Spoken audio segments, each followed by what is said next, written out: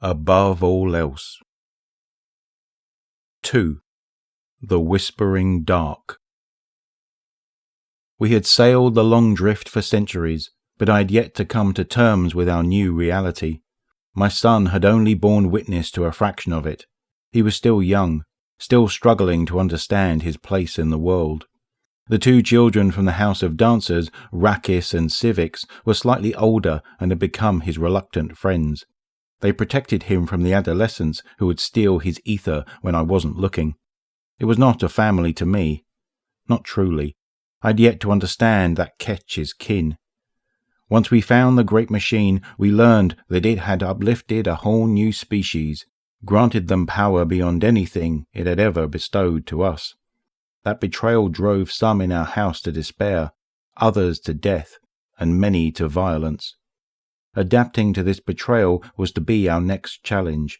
I listened to the poison-minded advice of soft-shelled cowards and tried to speak with the great machine's new chosen, our usurpers. They repaid the machine's kindness with violence, killed 3 of my closest friends. I later discovered that they shucked their carapaces and wore their chitin as armor. We learned all we could about these usurpers, like how their limbs were supple and could be pulled from their bodies far easier than our own kind. I came to love the sound of their screams. If violence was the only language they spoke, so be it. Time had made me fluent. Some of my house refused to abandon the old ways. The fools draped themselves in the naive raiment of splicers, praying to a god that doomed us all.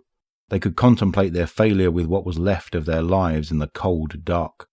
I had no time for them, save for goading them into raids. If we wanted to retake the great machine, we would not do it by prostrating ourselves like weeping children. We would take it back by force.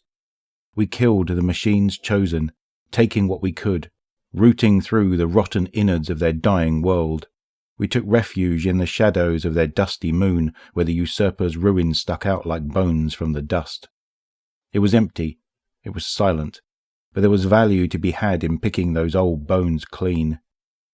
On one such expedition, I had strapped my son to me and set out to pick over a bounty of bones. But it was not the spools of spin cable, the plates of hardsheet, or the fragments of clear-cut that proved most valuable. It was what we found buried beneath the bones, what was buried deep.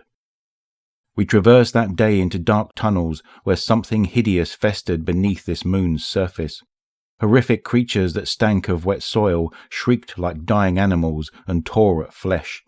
They possessed a ferocity we had never seen before, and my raiding party was being whittled down one by one. But when it seemed like these creatures were ready to finish the rest of us off, they relented. They appeared to hear something that terrified them, something that left us to wonder, what are monsters afraid of?